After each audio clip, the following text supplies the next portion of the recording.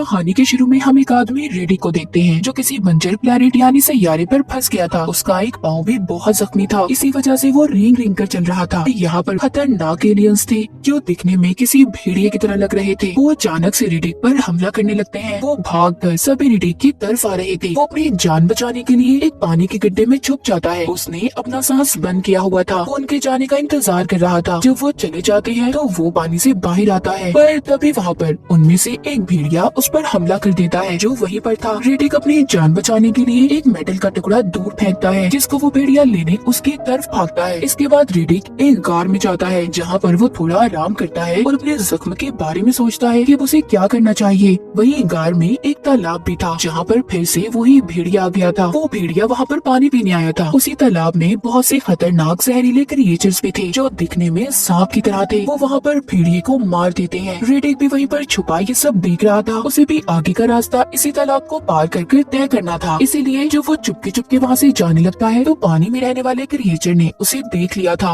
वो उसे मारने लगता है। वो उस खतरनाक क्रिएचर से अपनी जान बचाने के लिए पत्थरों के दरमियान में छुप गया था। और यहाँ से हमें पता चलती है रेडिक की कहानी कि वो कैसे इस प्लेनेट पर आया था। रेडिक जहाँ पर रहा करता था यानी कि अपने प्लेनेट पर, उसने वहाँ के लॉर्ड यानी राजा को मार दिया, जिसके बदले उसे वहाँ का राजा बना दिया गया। पर राजा बनने के बाद भी रेडिक बहुत परेशान रहा करता था क्योंकि बहुत से लोग उसकी जान के दुश्मन थे जो उसे मारकर खुद राजा बनना चाहते थे, क्योंकि वहाँ का ये असूल था जो राजा को मारेगा उसी इंसान को राजा बना दिया जाएगा। और यही वजह थी कि उसकी जान को हर वक्त खतरा था। एक दिन वहीं पर उसके साथ रहने वाली औरत ने भी उसे मारने की कोशिश की, मगर वो बहुत चालाक था। उसने उसे पकड़ लिया और मार दिया। रेडिक जान चुका था कि इन सब के पीछे एक आदमी वाकू का हाथ है, क्योंकि वो ही रेडिक की जगह राजा बनना चाहता था। वो उससे एक डील करता है, कहता है कि अगर तुम मुझे एक जगह जो फ्यूरिया प्लेनेट का रास्ता बता दो तो मैं तुम्हें अपनी जगह यहाँ का राजा बना दूंगा। दरअसल उस जगह का नक्शा खत्म हो चुका था, मगर अब उसका रास्ता सिर्फ वाकू को ही पता था। वो रेडिक की बात को मान जाता है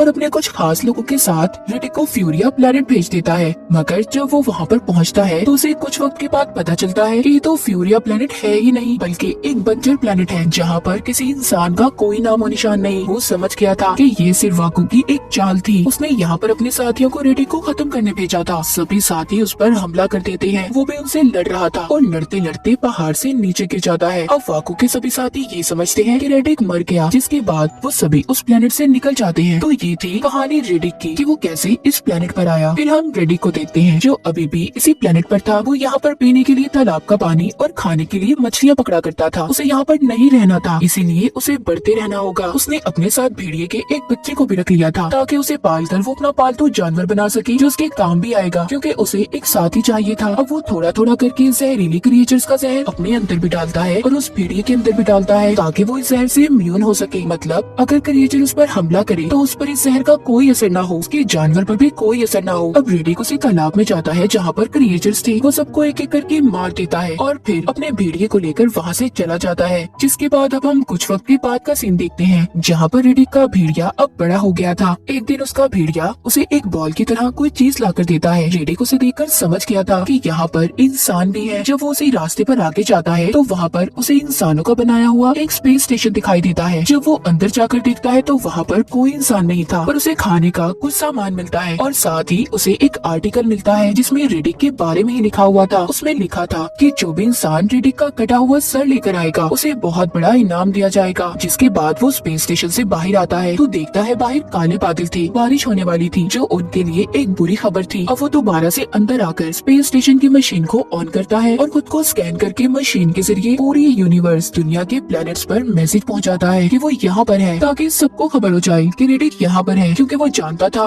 कि अगर उसे इस प्लेनेट से बाहर जाना है तो उसे किसी न किसी को तो यहाँ मदद के लिए बुलाना ही होगा। और उसे ये बात पता थी कि ऐसा करने से वहाँ पर जरूर कोई आएगा, और होता भी ऐसा ही है। थोड़ी देर बाद वहाँ पर एक स्पेसशिप आ जाती है। उसमें कुछ लोग थे जो रेडिक की तलाश में थे, पर अच्छे में नहीं, यानी कि वो उसे बचाने नहीं बल्कि वो तो उसे यहाँ पर मारने आए थे। वहाँ पर आते ही उस स्पेसशिप का लीडर अपनी शिप को बंद करके उसके चलने वाले पावर नोड्स को निकालकर एक तिजोरी में रख देता है और उस पर अपने साथियों से नजर रखने का कहता है। वो सभी ये बात जानते थे कि रेडिक बहुत चालाक है। अगर उसके हाथ ये नोट्स लग गए तो वो यहाँ से स्पेसशिप को लेकर भाग जाएगा, और इसी नोट्स की वजह से स्पेसशिप भी चलता है, इसलिए उन्होंने उसे छुपा दिया था। जब ये स्पेस स्टेशन पर आते हैं तो वहाँ पर लीडर का खास आदमी लिखा एक नोट पढ़ता है जिसमें लिखा था कि अगर अपनी जान को बचाना चाहते हो तो एक शिप को छोड़ो और यहाँ से चले जाओ। उधर दूसरी तरफ इनके लीडर ने शिप में ही एक लड़की को कैद किया हुआ था। यहाँ पर लीडर अपने साथियों से कहता है कि लड़की को आजाद कर दूं। जब वो उस लड़की को आजाद करते हैं तो वो लड़की वहाँ से भागने लगती है। तभी लीडर उस लड़की को पीछे से गोली मार के उसे मार देता है। ये सब कुछ रेडिक भी छुपा हुआ देख रहा था। लीडर चिल्ला कर कहता है कि रेडिक, मैं जानता हूँ तुम मुझे छुप कर देख रहे हो, तुम्हें मेरे सामने आना ही होगा और मैं तुम्हारा सर लिए बगैर यहाँ से खाली हाथ तो हरगिज़ नहीं जाऊंगा। लीडर की बातें उसके साथी सुनकर कहते हैं कि हमारा लीडर ठीक नहीं कर रहा, क्योंकि वो जानते थे कि रेडिक कितना चालाक और खतरनाक है। वो इसीलिए उससे लड़ना नहीं चाहते थे, पर उन्हें अपने लीडर के लिए ये सब करना ही था। अब वो उस स्पेस स्टेशन के पास बड़े बड़े कैमरास को भी लगा देते हैं, जिससे उन्हें रेडिक का पता चल जाएगा। पर कुछ ही देर बाद उन्हें पता चलता है कि यहाँ पर एक और स्पेसशिप आ रही है। अब यहाँ पर लीडर ये नहीं चाहता था कि इस जगह पर और लोग आए, क्योंकि वो अकेला ही रेडिक को मारना चाहता था। उसका इनाम वो खुद लेना चाहता था। और यहाँ पर हमें पता चलता है कि लीडर को किसी और ने नहीं बल्कि वाकू ने भेजा था, जो रेडिक के पीछे पड़ा हुआ था। पर ऐसा कुछ नहीं होता। वो शिप भी लैंड कर जाती है और स्पेस स्टेशन के पास ही आकर रुकती है। उस स्पेसशिप के लीडर का नाम जॉन्स था। उसके साथ एक लड़की भी थी जो उसकी साथी थी। जॉन्स लीडर से कहता है कि मैं तुम्हारे काम में नहीं आऊंगा, तुमने जो करना है वो करो, पर हमें भी यहाँ पर अपना काम करने दो। लीडर इतनी आसानी से कहाँ मानने वाला था। वो तो खुद गर्ज और लालची इंसान था। वो जॉन्स की स्पेसशिप के नोट्स को भी अपनी तिजोरी में रखवा लेता है, ताकि वो इनके साथ कोई चालाकी न कर सके। और उसके बाद ही वो जॉन्स को यहाँ पर रहने की इजाजत देता है। लीडर अपनी तिजोरी की चाबी हर वक्त अपने गले में डाल कर रखता था। उसी रात कैमरा भी खराब हो गया था, जो लीडर ने लगाया था। उसे वहाँ पर रेडिक और उसके भेड़िए ने ही खराब किया था। लीडर अपने साथियों के साथ कैमरे को चेक करने जाता है, पर जॉन्स उसे रोक रहा था। कहता है, देखो तुम वहाँ पर मत जाओ, हो सकता है ये सारी चाल रेडिक की हो, उसने वहाँ पर जाल बिछाया होगा। पर लीडर जॉन्स की बात को नहीं मानता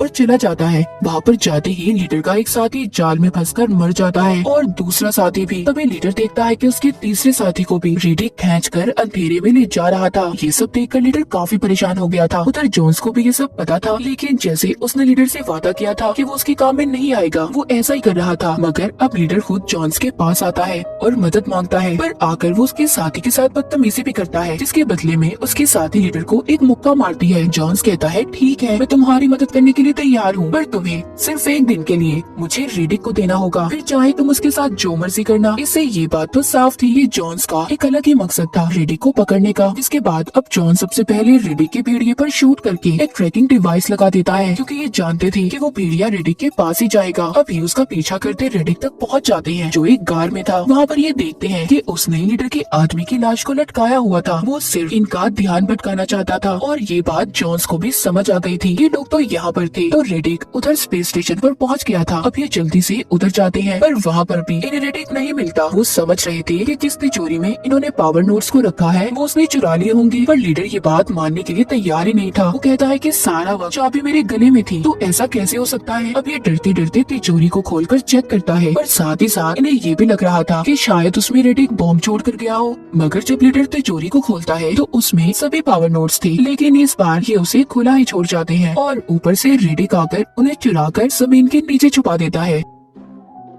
जब ये बात जॉन्स को पता चलती है तो उसे बहुत गुस्सा आता है। अब ये वहाँ पर रेडियो के जरिए एक और शिप बुलाने का कहता है, पर मौसम की खराबी से उसकी बात नहीं हो पा रही थी। पर कुछ ही देर बाद अब इनके सामने खुद रेडिक आता है, जिसने अपने हथियार फेंक दिए थे। वो इनसे आकर कहता है कि मुझे एक स्पेस शिप दे दो और पावर नोट्स ले लो, तुम्हारे पास यहाँ पर सिर्फ कुछ ही देर का वक्त है, क्योंकि बारिश होने वाली है। इतना कहकर रेडिक वहाँ से चला जाता है। जब रेडिक वहाँ से जा रहा था तो पीछे से लीडर उसे मारने की कोशिश करता है, मगर तभी रेडिक का भेड़िया उस पर झपट पड़ता है, जो उसे नीचे गिरा देता है। लीडर ने भी भेड़िए को दूर फेंक दिया था। ये सब देख रेडिक अपने भेड़िए को बचाने आता है, तो जॉन्स के साथ भी आकर रेडिक पर बेहोशी के इंजेक्शन को शूट कर देती है और लीडर ने भेड़िए को भी मार दिया था। वो रेडिक को अपना गुलाम बना लेते हैं। इसके बाद जब उसको होश आता है तो वो खुद को स्पेस स्टेशन में बंधा हुआ पाता है, जहाँ पर उसके सामने जॉन्स बैठा अपने बेटे के बारे में पूछ रहा था। यहाँ पर हमें पता चलता है कि जब रेडिक यहाँ इस प्लेनेट पर फंसा था, जो लोग उसे यहाँ पर ले आए थे उनमें जॉन्स का बेटा भी था। पर रेडिक जॉन्स की बातें सुनकर उसका कोई जवाब नहीं देता और कहता है, अब यहाँ पर जो होने वाला है तुम्हें उससे डरना चाहिए। जॉन्स हार मानकर रेडिक को लीडर के हवाले कर देता है। लीडर बड़ी तलवार लेकर उसका सर काटने के लिए तैयार था। जैसे ही वो रेडिक का सर काटने लगता है तो वहाँ पर बारिश होने लगी थी और जो क्रिएचर्स जमीन में छुपे हुए थे अब वो पानी की वजह से बाहर आ रहे थे। सबको स्पेस स्टेशन के अंदर अजीब अजीब आवाजें भी सुनाई दे रही थी। सब डर गए थे। देखते ही देखते वहाँ पर जितने भी क्रिएचर्स थे सभी उन पर हमला कर देते हैं। क्रिएचर्स ने उनके 2 साथियों को मार भी दिया था। ये सारा मामला देखकर देखकर जॉन्स तो समझ गया था कि रेडिक ही उन्हें बचा सकता है, क्योंकि नोट्स उसी के पास हैं जिससे शिप चलेगा।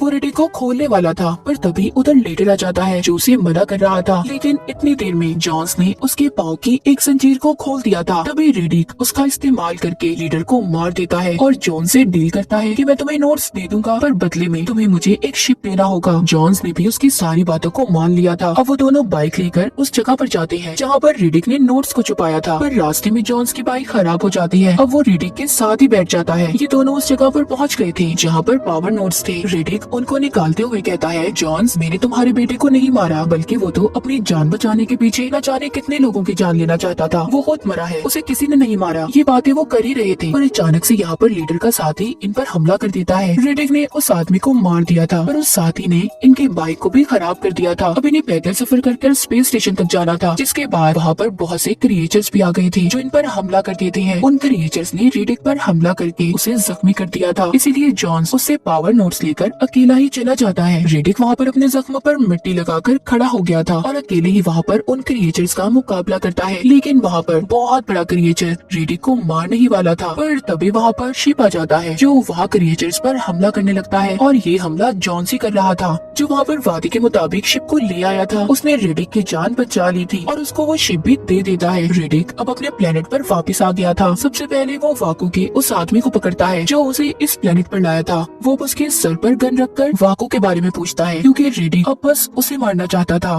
पर वो उसे कुछ भी नहीं बताता। इसीलिए रेडिक ने उस आदमी को मार दिया था। बाद में उस आदमी की बीवी रेडिक को बताती है कि वाकू अब यहाँ का नया राजा है। अब रेडिक क्या वाकू को ढूंढेगा, और अगर वो मिल गया तो क्या करेगा उसके साथ। तो इसी सस्पेंस के साथ ही कहानी यहीं पर खत्म हो जाती है। जो लोग इंटरटेनमेंट नहीं चाहते उनका यहाँ कोई काम नहीं, और जो लोग इंटरटेनमेंट चाहते हैं वो सब्सक्राइब कर लें।